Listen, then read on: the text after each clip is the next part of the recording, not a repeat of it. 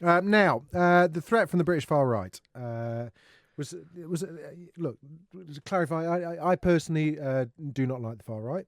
No, Um, I don't think I'm alone. certainly not in the studio. No. But we live in a democratic society Hmm. where people are perfectly within their rights to an extent to talk and believe anything they want. The far right have had their wings clipped somewhat over the past couple of years, certainly in terms of social media, and certainly in terms of, I guess, in regular press as well. Well, I guess also we're now in a world where, particularly for the regular press, if they publish something that there is a sort of mass outpouring against on social media, they do become a bit more hesitant about how do we publish it, how do we say these things. Yeah. We're in a society where actually everyone is quite careful about what they're saying. So we talk about we talked about the Tory Party earlier on in Hmm. terms of looking after seeking the younger vote Youth by vote. using kind of Toff and various people like that. Hmm. The far right are also seemingly heading that way as well. So the people, their members are getting older, so they need to rejuvenate their numbers and mobilise the troops, so to speak, and they're doing so increasingly online. Well, I think that makes sense when you think about when you look at the debate online, whatever the topic is, it becomes very polarized very, very fast, and Yeah, people do tend to go to the extremes. we've got David Furness, who's the press officer for the BNP, on the line. Hi, David. Hello. How are you doing? Very pleased to be on your show. What's happening in terms of the BNP in terms and mobilising kind of young people? Well, we've noticed an increase in younger people joining the party, especially now since the collapse of UKIP. But yes, they grew up with social media skills, and they're quite well versed in it. But it's not just young people. Older people have social media skills as well. It's a matter of learning. Now, we in the BNP, we know all about Facebook, Twitter, WhatsApp, search engine optimization, etc. So it's not just young people exclusively online, but we are increasing our parties such as ours. We are increasing our presence because we're denied access by the mainstream media. A lot of them just ignore us. They don't necessarily ignore you. They kind of Choose not to. don't particularly like you, I guess. What in terms of kind of stuff like Twitter, we've people such as Tommy Robinson have been banned from there, and a lot of I guess I would consider them kind of your like-minded kind of peers are no longer allowed on social media. Why do you think that is? Well, I wouldn't say like-minded. I mean, you're talking about Well, I'm talking about the extreme. far right, which you are the far Well, right. no, I wouldn't. I would dispute that, and I wouldn't say we're far right because if you ask most people, most of them agree with some of our policies, Well, no, but especially that's not. I'm on. asking if people disagree or agree. I'm saying that your political kind of stance and your manifesto is pretty much as far right as you can get, isn't it? No, I don't think so. Oh, really? Where would you Is there consider a the BNP socialist to be? element? Sorry. Where would you consider the BNP to be on the barometer Well, of politics? we're quite in the centre. Over 80% of people agree that immigration has gone too far, and they agree on our stance on Islamisation and grooming gangs.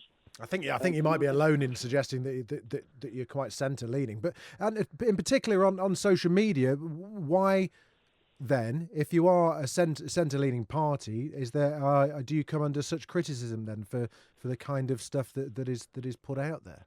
Well, we don't come under much criticism. It's only from the far left, but generally we're considered quite mild compared to some of these extremists online. You shouldn't judge us to be in the same company as these extremists.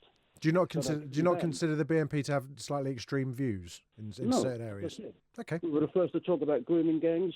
We're the original Brexiteers, and majority of people voted to leave the EU. Okay. How are you mobilising troops online then? How are you? What are you finding is working? Well, just the truth is working. That's what it is. There are many stories that the mainstream media refuse to cover, Such as such as the Islamisation, grooming gangs. They refuse to speak about it. They try to cover it up, but we were the first to expose it. And the EU, they're telling fear-mongering about the EU. Then I gave a speech about a no-deal Brexit, how there's nothing to fear from it. But isn't that just an opinion? So that's not, you said what you're publishing online is the truth. Actually, what we all know, the truth is subjective. So what you're publishing online is your view on it. People increasingly turn to it because they find out the mainstream media is completely out of touch. There seems to be a disconnect. They just have to look at what happened with Donald Trump. The mainstream media was saying Hillary Clinton's going to win, but I listened to alternative media to find out actually Donald Trump was winning, and I put a bet on it, and I won handsomely. Well, They just need a disconnect between the mainstream media and the public.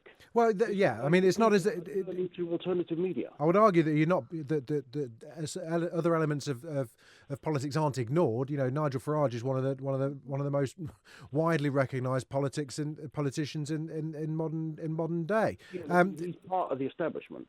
Well, I don't think he'd agree. He made himself part of the establishment, if so, by mobilising troops online, one would say, such as you're trying to do. In terms of in terms of your use online and stuff, how is your membership doing? Has it increased? It has increased, especially since the collapse of UKIP. By how much?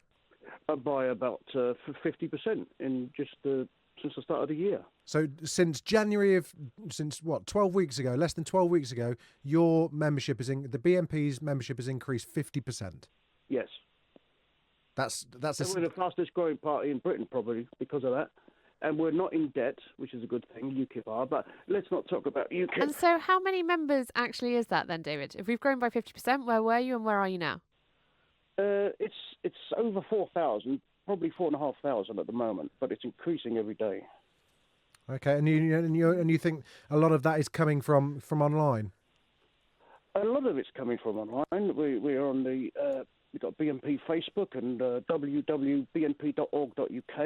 Yeah. And we're making an impact, and it always is a source of pleasure when BNP article goes higher in the Google rankings than some of these mainstream media. But do you find yourselves kind of getting into that? You know, a lot of it's not difficult to get high in the rankings or get stories spread, because that's that one of the things we're increasingly finding out is that is exactly how Donald Trump did get elected. Mm-hmm. And you find if nobody looks at it, it would go down the rankings. So yes, but it's easy to get people to look at things if you write sensational things. We don't write sensational things. Okay, so you don't write polarizing. You don't have polarizing views. No. I think you maybe you're talking to the wrong party, but we don't. I mean, a very good article I wrote was "Discover 100 politically correct words and phrases," and that's very popular. Okay. And also, I wrote an article about demographic jihad. Now, the mainstream media will not touch it. Well, I don't think that's entirely correct, David, because the mainstream media will talk about grooming gangs. It will talk about segregation in this country. It will talk about the action of the BNP. I don't think it's after the action of the BNP. Well, it was. We were the first to expose it, and now they admitted when I watched the programs. About talking about the happened in northern towns. The journalist who broke it, he said he did it. He held back because of the BNP, but then was forced to admit it. So are you saying that so something as sensational as grooming gangs, which has become a national, outrage, and is all down to at the time presumably less than 2,000 members of the BNP? No, at the time. I'm not sure the numbers then, but it was because of our... Well, if it's growing all the time, it would have been less than 2,000, because that's what you started with at the beginning of the year. No, we're talking about Rotherham. Yes, no, I'm aware of the story you're talking about, but you're taking credit for you're saying the BNP should be given credit for that scandal being uncovered. Yes. But I'm struggling to see how that was possible. Well, we're talking about it. How many views did that story get online? Which one? Well, the one the one that you're talking about, your expose of grooming gangs. Oh well, that was using an old website. This was talking about. Well, yeah, I know, but I ran an old website as well. How many views did it get? Well, I wasn't even in the party, so I don't know. Okay. But, I mean, everyone will accept that it was because of us, or these grooming gangs, the scandal of it, it was exposed. It was exposed by the Times. It was exposed by the Times, though. So were you the sort? It was exposed by the Times, but because we kept pressing, we kept telling everyone, the police, and they got wind of it. Right. And he admits that it was because of the BNP, but it's no particular. You see my point, though. Is it you know? I mean, mobilising online is easy when you're making kind of slightly large statements. Do you see my point, David? Well, Eva, which particular are you talking about? Well, just in terms of. Now, at the time, don't forget this was a long time ago. We weren't very active on social media, so it was word of mouth, and then we were talking to, particularly the late Marlene Guest. She was going around. She was harassed, talking to the council, the police. So this was very much not really on the internet. No, sure, okay, but on the internet now, as of today, what are you guys? What have you published recently that's been mobilised your troops or has gained you followers or well, members? The only party to talk about, we've got a 10-point plan about Islamisation. You're the only party talking about Islamisation. No, we've got a 10-point plan. The other parties talk about it, but they don't seem to be doing anything about it. Okay. There's nothing concrete. We're talking about, of course, as I said, I gave a speech, nothing to fear from the no-deal Brexit, and things like that, especially the NHS. Okay. Which seems to be very popular indeed. Of course, I'm waiting for an operation myself. I don't know how long that's going to take. And, of course, immigration. That is very popular indeed because there's a disconnect between the mainstream media and between the establishment and what people want. Okay, well, David Furness, press officer for the BNP, thanks for coming on and talking to us.